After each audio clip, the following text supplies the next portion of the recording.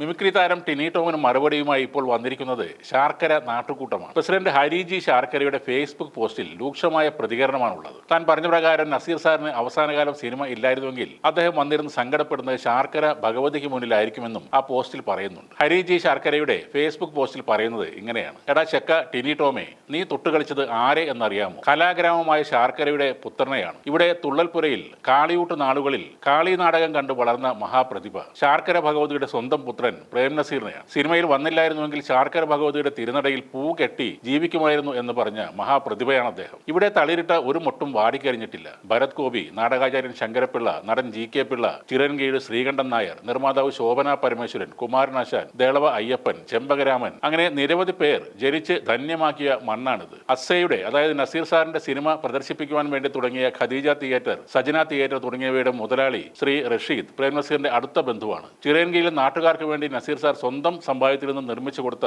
നിരവധി സ്ഥാപനങ്ങളുമുണ്ട്. താൻ പറഞ്ഞ പ്രകാരം നസീർ സാറിന് അവസാനകാലം സിനിമ ഇല്ലായിരുന്നെങ്കിൽ അദ്ദേഹം വന്നിരുന്ന് സങ്കടപ്പെടുന്നത് ശാർക്കര ഭഗവതിക്ക് മുന്നിലായിരിക്കും. അദ്ദേഹത്തിന് ഒരു സങ്കടം വന്നാൽ സിനിമ നിർമ്മിക്കുവാൻ റഷീദ് മുതലാളി, ശോഭന പരമേശ്വരൻ തുടങ്ങിയ വൻകിട പ്രൊഡ്യൂസർമാർ ചിറയൻകീഴിൽ ജീവിച്ചിരിപ്പുണ്ടായിരുന്നു. ഇല്ലെങ്കിൽ നാട്ടുകാർ പിരിവെടുത്ത് സിനിമ നിർമ്മിക്കുമെന്ന് അദ്ദേഹത്തിനും അറിയാം. അല്ലാതെ താൻ പറഞ്ഞ പോലെ മേക്കപ്പും ഇട്ട് ആരുടെയും മുന്നിൽ പോയി കരയില്ല. അതിനെ ശാർക്കര ഭഗവതി അനുവദിക്കില്ല. ശാർക്കര ക്ഷേത്രത്തിൽ ആദ്യമായി ഒരു ആനയെ നടക്കിരുത്തിയത് അദ്ദേഹമാണ്. ഒരു ക്ഷേത്രത്തിലെ ആനയുടെ പേര് നസീർ എന്നിട്ട നാട്ടുകാരാണ് ഇവിടെയുള്ളത്. നീ പബ്ലിസിറ്റിക്ക് വേണ്ടി തയ്യാറാക്കിയ ഒരു തിരക്കഥയ്ക്ക് മുമ്പ് ചിറയൻകീഴ് എന്ന ഗ്രാമത്തെക്കുറിച്ചും അവിടെ കുടികൊള്ളുന്ന ഗ്രാമദേവതയായ ശാർക്കര ഭഗവതിയെക്കുറിച്ചും ഒന്ന് തിരക്കിയിട്ട് മതിയായിരുന്നു. ഇത് ജാതിമത ചിന്തകൾക്ക് അതീതമായ നാടാണ്. ശാർക്കര ഭഗവതിയുടെ കൃപാകടാക്ഷം ഏറ്റുവാങ്ങിയ നാടാണ്. അന്നും ഇന്നും നാടിനു വേണ്ടി ഇറങ്ങുന്ന സമ്പന്നന്മാരാൽ ധന്യമായ നാടാണ്. Rajasthan marble, Vishnubhakthan, family plastic, Simpson തുടങ്ങി ഒട്ടനവധി ഈ തലമുറയുടെ കോടീശ്വരന്മാർ ഉൾപ്പെട്ട നാടാണ്. അന്നും ഇന്നും ഇവിടുത്തെ ഒരു കലാകാരന് സങ്കടം വന്നാൽ പരിഹരിക്കുവാൻ ശാർക്കര ഭഗവതിയും ചിറയൻകീഴിലെ നാട്ടുകാരും കൂടെ ഉണ്ടാകും.